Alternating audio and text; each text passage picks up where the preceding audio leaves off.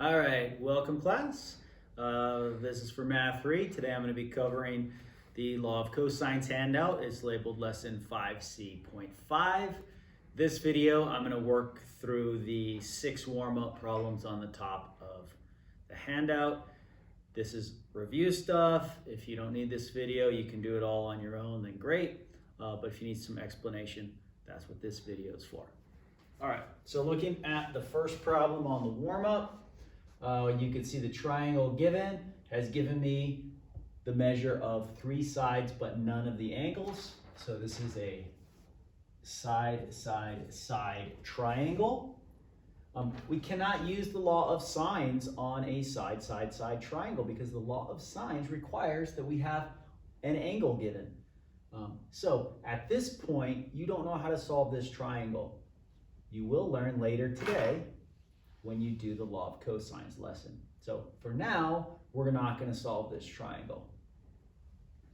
Okay, next example. They're going to give us, let's see, a side-side angle triangle.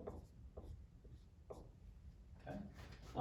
Now, this triangle, the first thing that just jumped off of the page at me is I see here's an obtuse angle, 96-degree angle. That has to be the greatest angle in any triangle because a triangle can't have more than one obtuse angle and still have a sum of the 3 angles of 180. So that's the greatest angle, but it's opposite a side that is not the greatest side. So I can stop right there and say no triangle possible.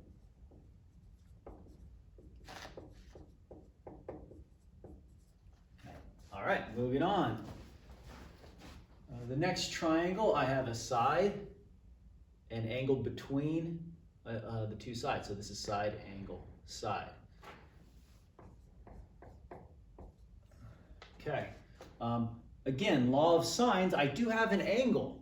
So you might think, okay, law of sines is going to be great. So notice what happens though when I try to set it up. I'd have sine of this angle over the missing side equals. Now, when I set up my next ratio, I can go for either A or C, but I don't have angle A or C. So when I say equals sine of angle A over 14.5, I have 2 pieces of missing information in my proportion, so I can't solve this. Again, you cannot at this point solve the triangle because law of sines is not going to work.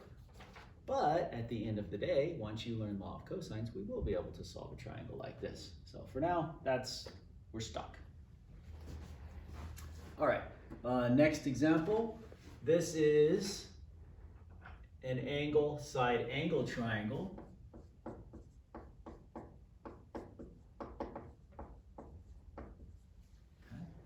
Okay. First thing you can do, anytime you have 2 of the 3 angles, to find the third angle, we just can subtract from 180.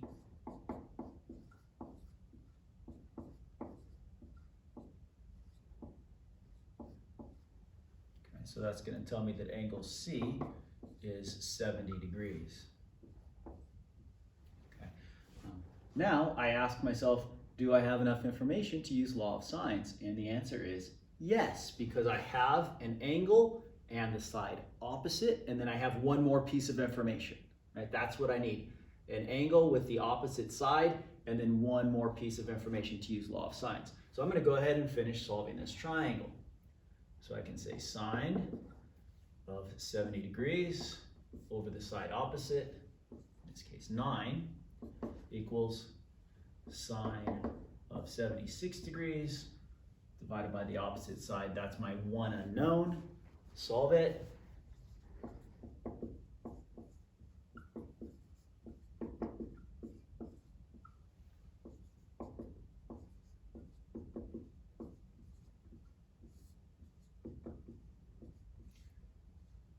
that's a 9. So that's the exact answer for A.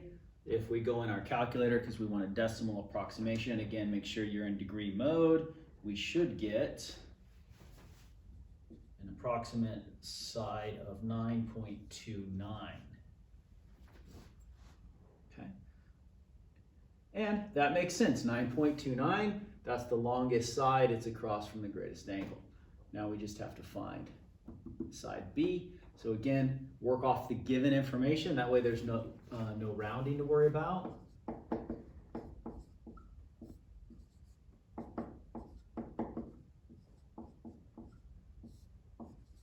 And solve.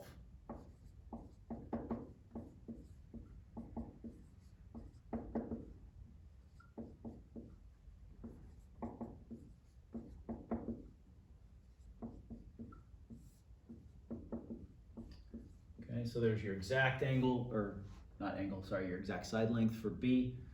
Put it in the calculator if you want a decimal approximation.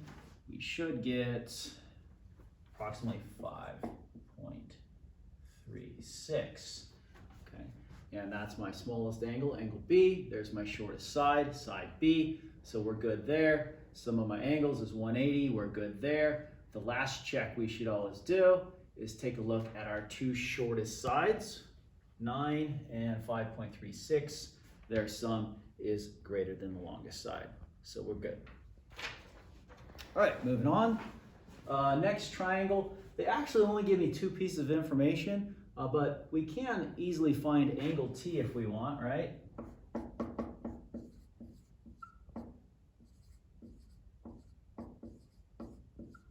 So we find angle T is 71 degrees.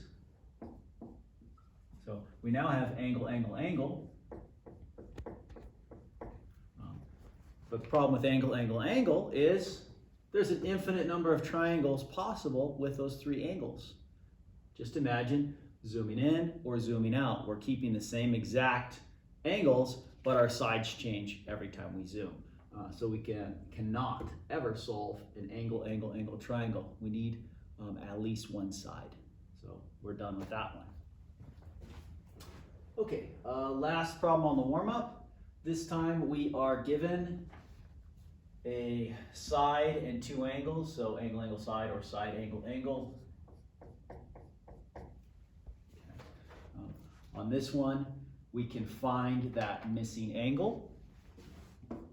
Subtract from 180.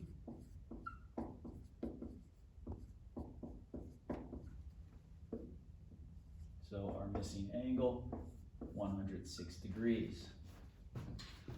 Now, we have what we need for law of sines. We have an angle with the side opposite, and we have another piece of information. So we can go ahead and continue with this problem. So the given info, sine of 15 degrees, opposite side length is 10, and now we can go ahead and find our next side. So sine of 106, and the opposite side to that would be side B. Solve it.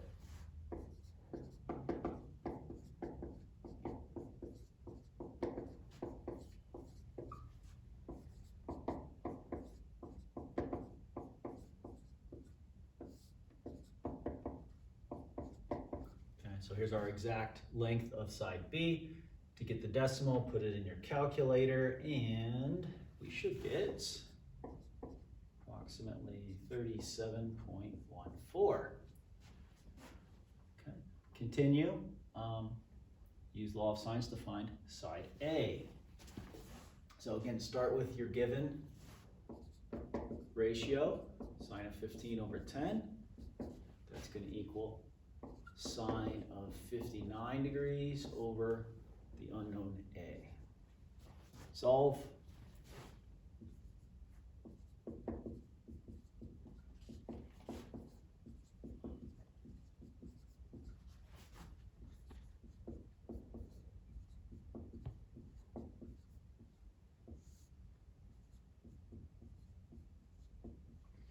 Again, there's the exact answer for the length of side A. Putting it in your calculator, we should find it to be approximately 33.12. Now, let's check and make sure everything makes sense. B is our largest angle, and there's side B, that is the longest side. C is our smallest angle, and there's side C, our smallest side. So we passed that. Sum of the angles is 180, we passed that. And last thing to check, our two shortest sides, so 10 plus 33, that exceeds our longest side. So we're good. This is indeed a workable triangle. Okay, thanks for looking. That's the end of the warm-up.